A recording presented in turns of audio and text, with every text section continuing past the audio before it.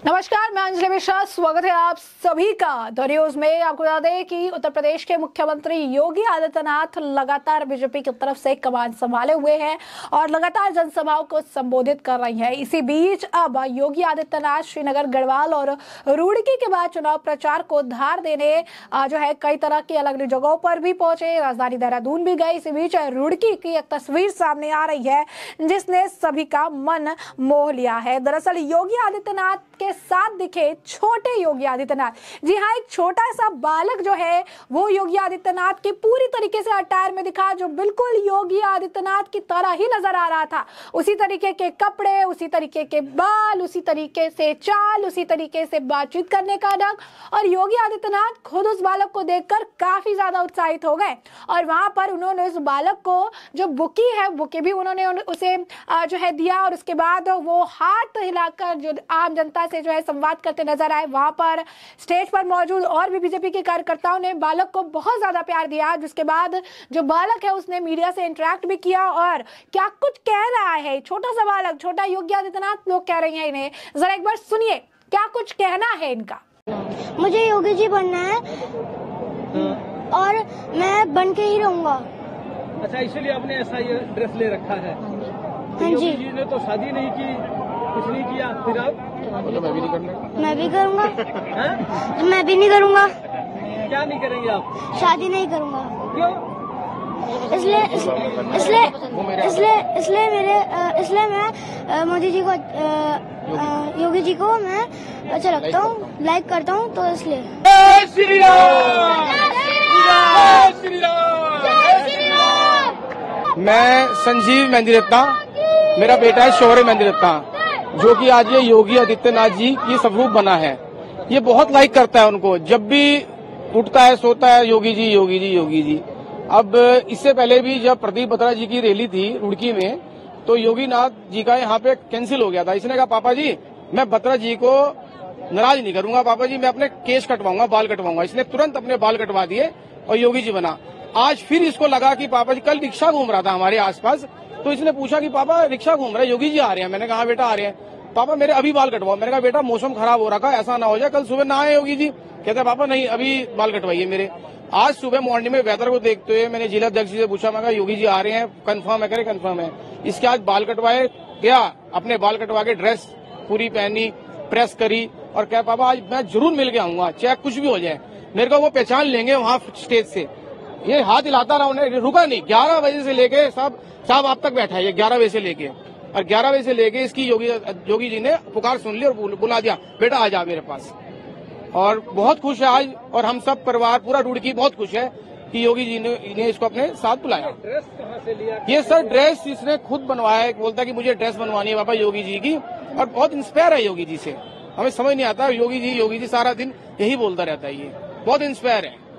अपने रूम में भी इस बच्चे ने योगी जी की फोटो लगा रखी है और बहुत इंस्पायर है जी। ये 4th क्लास में है, मोहन फोर्ट स्कूल में 4th क्लास में है। तो जैसा कि आपने सुना कि प्यारे से ये बालक है जो पूरी तरीके से योगी आदित्यनाथ की तरह दिख रहे हैं। योगी आदित्यनाथ ने भी ढेर सारा प्यार जो है इस बालक को दिया है और इस बालक का वीडियो भी इस वक्त सोशल मीडिया पर बड़ी तेजी से वायरल हो रहा है। छोटे योगी आदित्यनाथ इन्हें कहा जा रहा है और ये बच्चा कह भी रहा है कि उसे योगी आदित्यनाथ बनना है, तारीफ भी कर रहा है, उनकी तरह बनना भी चाहता है। वहीं दूसरी तरफ आपको बता दें कि रुड़की के इस चुनावी मैदान में दहाड़ते नजर आए जो है सीएम योगी आदित्यनाथ। इस दौरान उन्होंने कांग्रेस पर तो निशाना साधा ही, साथ ही साथ राम मंदिर का भी जिक्र किया, माफियाओं का भी जिक्र किया और पाकिस्तान का भी जिक्र किया।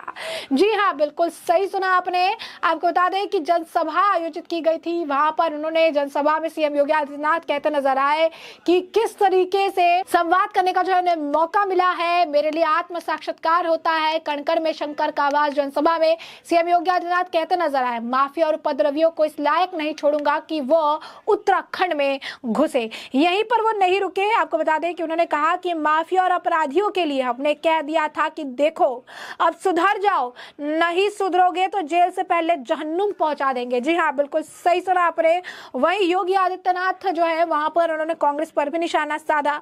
उन्होंने कहा कि हर ओर एक ही आवाज है, कांग्रेस ने तो प्रभु श्री राम को नकारा, हम कांग्रेस को नकारेंगे। वो यही नहीं रुके, उन्होंने आगे जो है अपनी बात कही। उन्होंने कहा कि आज भारत के अंदर एक मजबूत सरकार है, समस्त जो है स्थिति आज भारत में परिवर्तित हो गई है।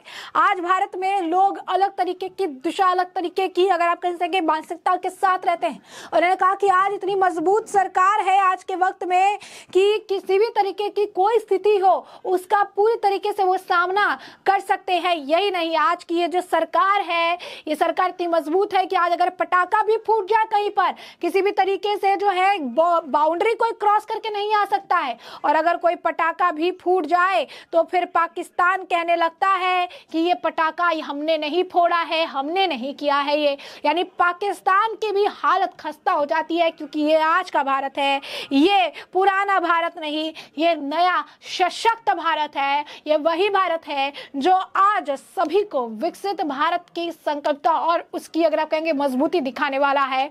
आपको बता दें, कांग्रेस पर निशाना साधते हुए कहा कि कांग्रेस के कार्यकाल को देखकर मन खिन्न होता है। उनका एजेंडा स्वार्थ और देश के जो है विघटन था।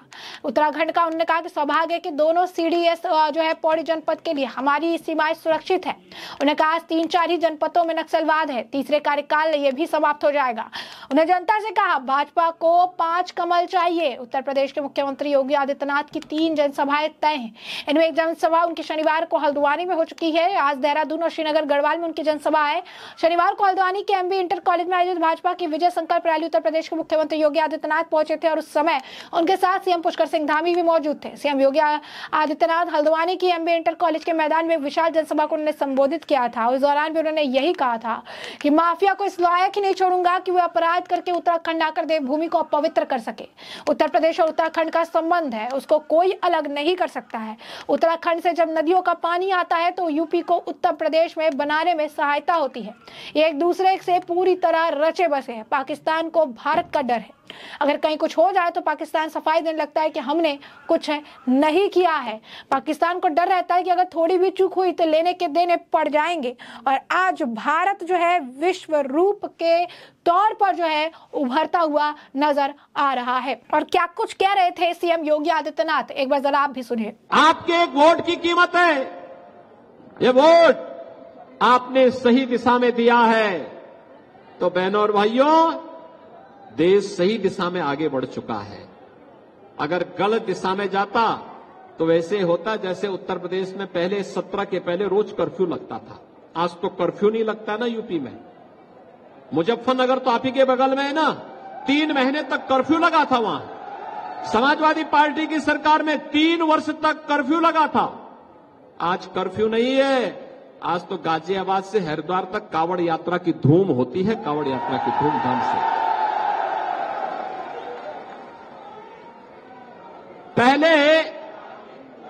पहले लोग इस बारे में कहते थे, पहले लोगों को इस बारे में चिंता होती थी कि क्या होगा, कैसे सुधरेगा यूपी।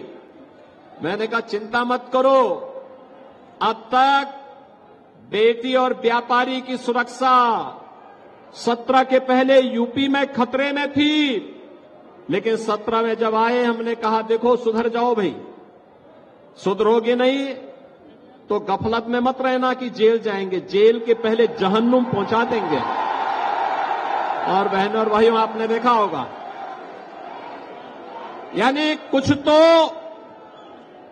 भाई जो आम श्रद्धालु है उसके लिए भगवान राम का मंदिर है, उसके लिए जय श्री राम, लेकिन जो कानून को नहीं मानेगा उसका राम नाम सत्य है भी तय है। और आपने देखा होगा ना कैसे हो गया, कुछ तो राम नाम सत्य हो गए और कुछ स्वयं ही अपनी मौत ही मर रहे हैं। बहनों और भाइयों, विकास सुरक्षा की सबसे पहली आवश्यकता है, विकास की सबसे पहली प्राथमिकता है, सुशासन की पहली प्राथमिकता है सुरक्षा।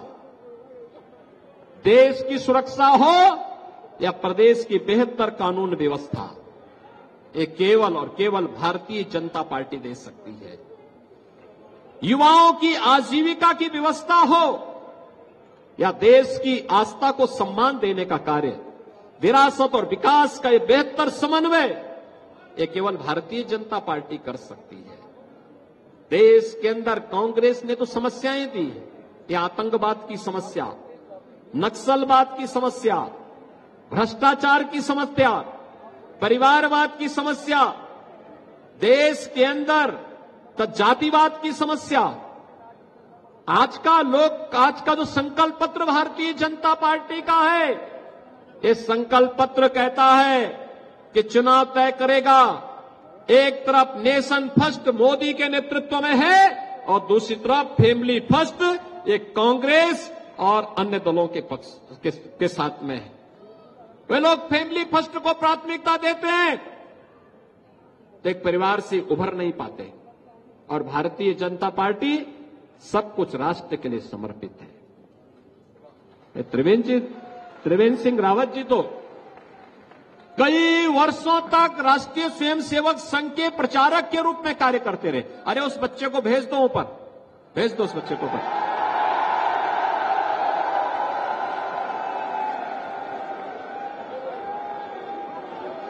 बहनों और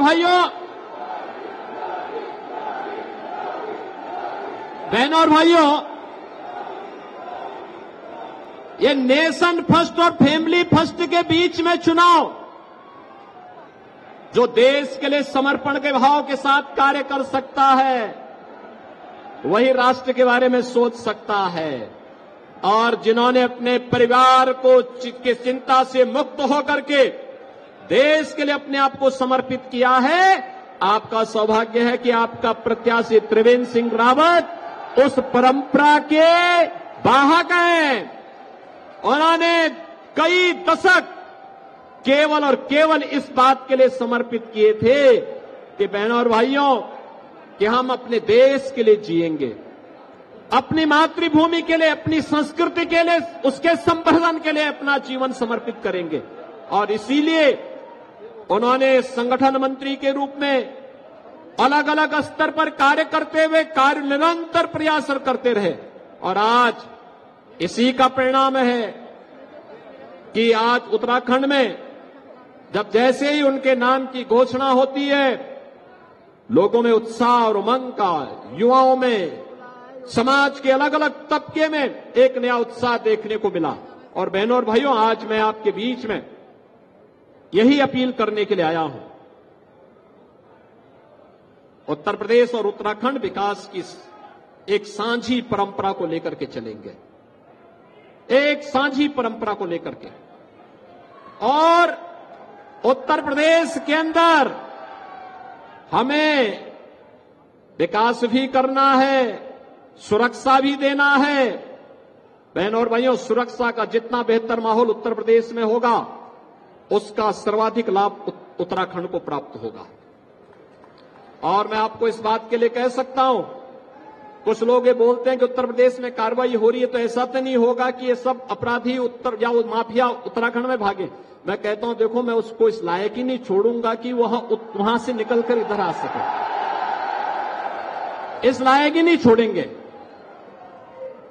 और बहनों और भाइयों, इसीलिए आज मैं आपसे अपील करने के लिए आया हूं कि त्रिवेंद्र जी ने जो कार्य किया है, यहां के विकास की आधारशिला 2017 में उन्होंने जो रखी, आज उसी इमारत को आगे बढ़ाते हुए श्री पुष्कर सिंह धामी जी तेजी के साथ उसे आगे बढ़ाने का काम कर रहे हैं।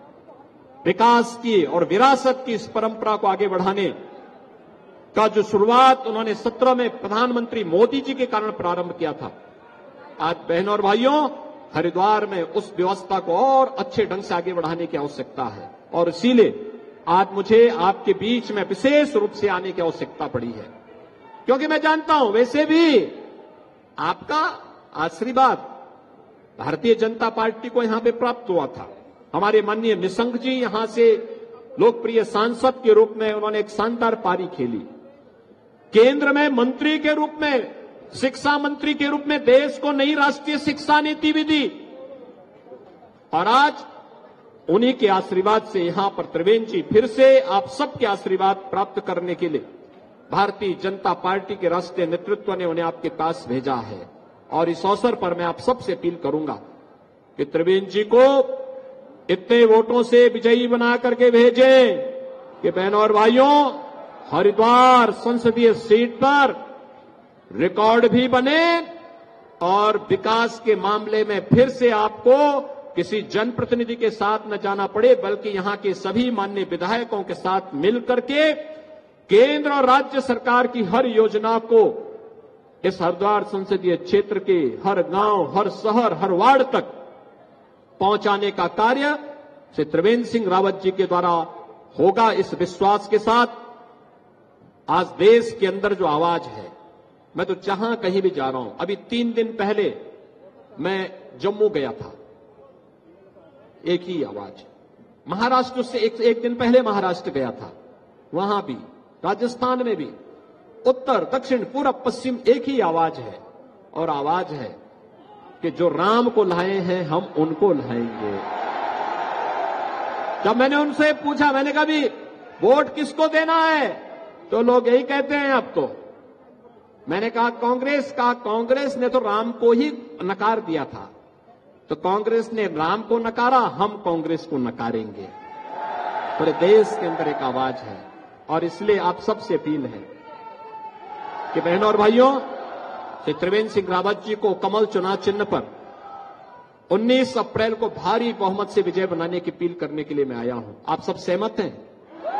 सभी लोग सहमत हैं? लेकिन एक बात याद रखना, प्रत्याशी हैं, गांव-गांव और घर-घर नहीं जा पाएंगे, क्योंकि 4 दिन मात्र प्रचार के बचे हैं, और 4 दिन ही, अब तो 3 ही दिन बचे हैं। इन 3-4 दिनों के अंदर आप में से हर व्यक्ति को मोदी जी का प्रतिनिधि और स्वयं त्रिवेंद्र सिंह रावत बनना पड़ेगा। सहमत हैं? सभी लोग सहमत हैं? सभी लोग बनेंगे, मतदान करवाएंगे, कमल खिलाएंगे भारी बहुमत से। सभी लोग सहमत हैं?